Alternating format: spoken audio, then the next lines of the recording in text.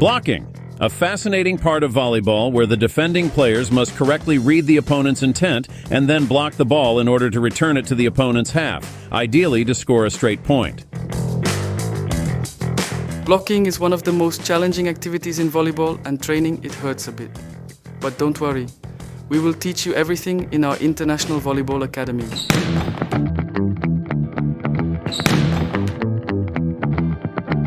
Blocking drills can begin long before any blocks in the children's game can even occur. It all starts with a solid body. Those who want to block well must get an idea of what strong arms and a stabilized core are. For example, if a blocker doesn't strengthen his arms, this is what happens. As we have indicated, training in the basics of the block can begin already with young children. The basics are a solid core and stretched arms lifted up in front of the face and hands with fingers splayed in extension of the forearms. Then there is the so-called hook. This is the term for a solid core.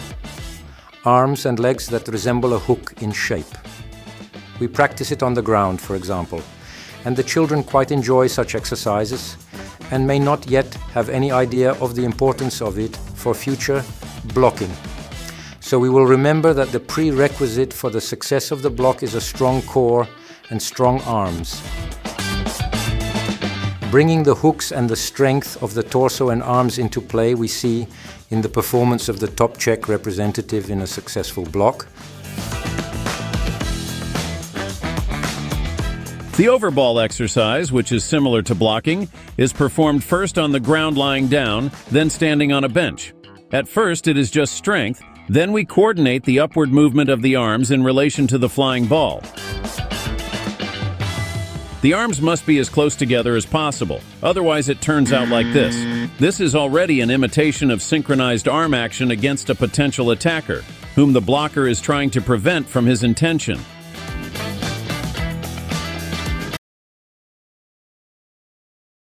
Imagine being able to build anything just by thinking about it. Meet Base 44, a complete AI creation platform made for anyone. This is where the Czech opposite hitter learned the strength of the Finnish block. The next phase of the drill is to establish the correct idea of how the hands should penetrate the opponent's field of play when blocking. This is because setting the correct arm angle is crucial to the success of the block. Start the drill on a low net while standing on the ground. The arms should not rise upwards, but forward up in front of the face. And the hoop will serve us well for this in the beginning. At first we just reach for the ball and pull it to our own side. Then we imitate a block against a thrown over ball. We consistently make sure that the hands, starting with the fingers, penetrate immediately to the other side of the net. If this is not happening, it may look like this. But we'll deal with that in the future.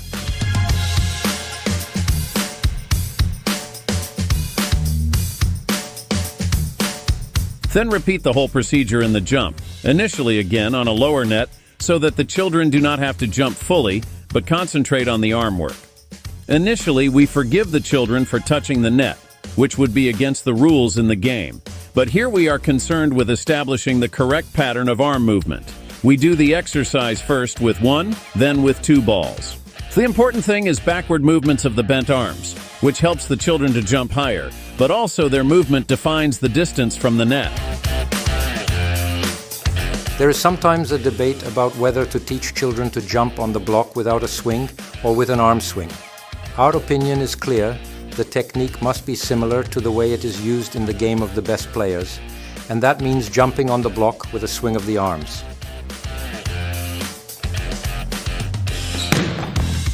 Then imitate the block with a jump again. For the reasons mentioned above, we are still working on a lower net, but this exercise brings the player very close to what can already be called a block.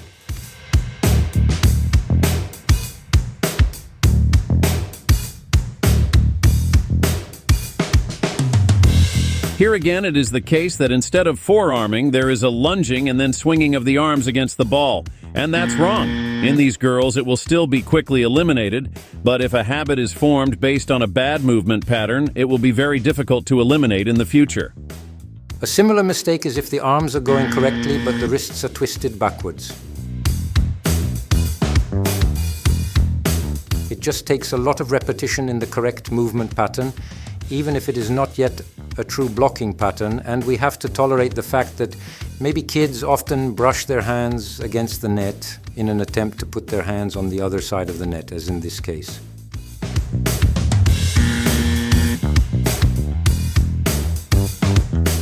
So we have the basic movement habits established. It will take a while to block like the top players do, because that will also require reading the play correctly, timing the block, finding the right jumping spot, and so on. However, we have done enough so that in the future, bad technique won't be barriers to good blocking. And now we're going to the high net. Because we need thousands of touches on the ball, during the block we still use the over ball, and even go back to it in adult training during warm-ups and early practice. Kids need to get the feel of a good block, as well as the feel of a good serve-receive, for example. And practicing with the ball does carry with it some risks of finger injuries in kids' volleyball. The road to good blocking is still a long way off, but we need to start earlier than we previously thought. A good block takes care, courage, and perseverance. And these 14-year-olds have paid with effort and diligence on the one hand, but on the other hand, they already know how great a point achieved by a block tastes.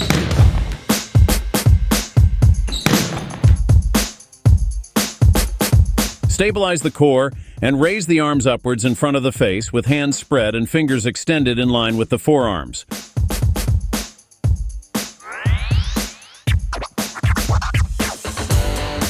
We start with an exercise using an overball that mimics blocking by performing it, first lying on the ground, then standing on a bench.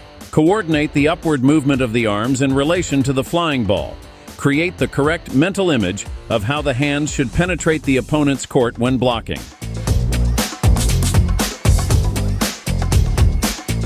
Begin the exercise by practicing on a low net while standing on the ground. Next, imitate a block against a thrown over ball while standing on the ground.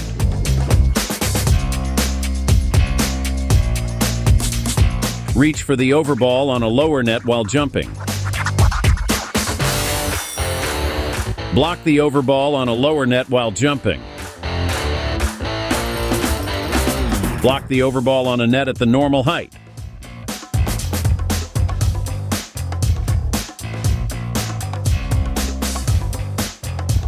And what's next? Of course, we will continue to focus on blocking.